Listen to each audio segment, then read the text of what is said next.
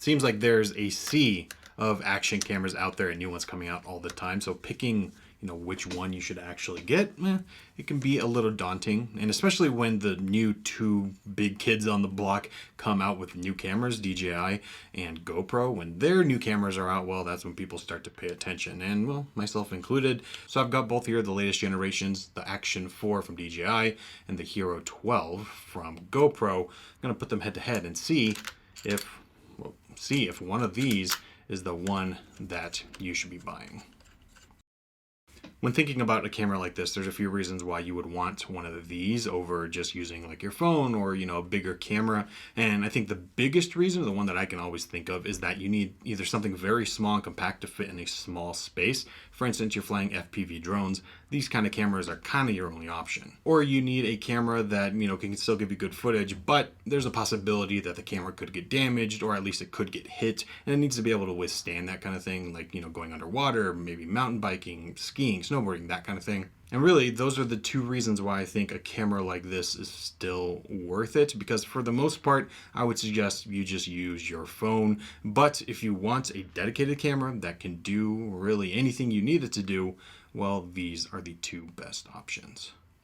The hardware of the Action 4 on the outside, the way you interact with it, has not changed really at all. But that is not really a bad thing. The more I have used both of these cameras, the more I really enjoy what DJI has done here. For me, the absolute best hardware feature, one of my favorites in cameras in really a long time, is the magnetic mount on the bottom. It still is my favorite way to mount something. It makes it so much easier, and it lets me take the camera off and use it somewhere else, and then when I want it on a selfie stick, I could put it back on. It's just so much simpler and easier to do than what you have to do on the GoPro, which is, always screw it in with the thumb screw. Although to GoPro's credit, there is now a 1/4 20 thread built right in, so you don't need an extra accessory. That is really nice. If DJI can implement this as well, they will have the ultimate solution. But if I had to choose just one, having the 1/4 20 or having the magnetic mount, I'm choosing magnetic mount. And that kind of comparison where it's just easier on the Action 4 is kind of how everything is with this comparison. On the back, you have this big screen on both cameras, but it's just more responsive on the Action 4. They both have wide-angle lenses, but it's just a little wider with the Action 4. And when comparing things like battery life, the Action 4 is just leaps and bounds better. And that's just in normal conditions. When you take it into extreme conditions like heat and cold, it's even better. Having those just easier ways to use the camera, it really does make a difference. But that's not to say the GoPro is not usable. It's still everything it works. It's just not quite as simple. But honestly, for me, the advantages or disadvantages of each camera when it comes to hardware is just one thing, but if it can make up for it in image quality, then I'll be happy. And luckily, both of these cameras look pretty great. We're almost to the point now where image quality on these cameras is not really worth talking about because they're so similar. At the very least, you can make both cameras look like the other, like in post-processing. So, in that sense, the image quality on both of these is great.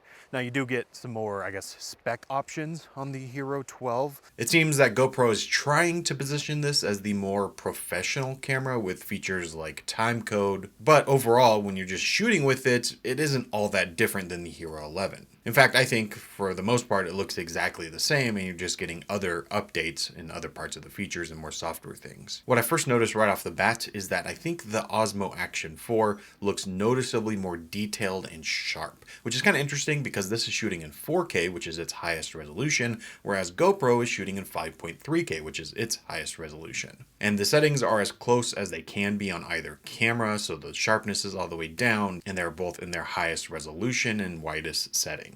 Now, like I said, you can kind of make both of these images look very similar, but out of the camera, I think DJI is doing a better job. Now, what I like is that GoPro did add a log profile, although it doesn't look that much different than the flat profile that was already there before, but now it kind of matches what the Action 4 has with D-Log M, so they both have a proper log profile, so you can turn something that looks like this into this. But even still, I think DJI is doing a better job here, and this is a noticeable difference from the Osmo Action 3, and this is a big upgrade.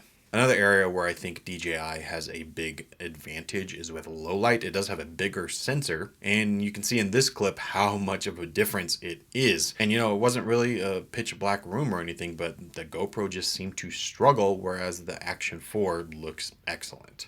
But like I said, you do get more options with the GoPro. I actually really love their new menu system. It makes changing the settings easier, at least in my opinion. So you can, select your resolution, which there's more options. You have better frame rate options. And one of my favorite features is the 8x7 as compared to the 4x3 on the Action 4. The 8x7 mode is great, especially if you're doing some more vertical content. Now you kind of have both options with one frame. It's really nice.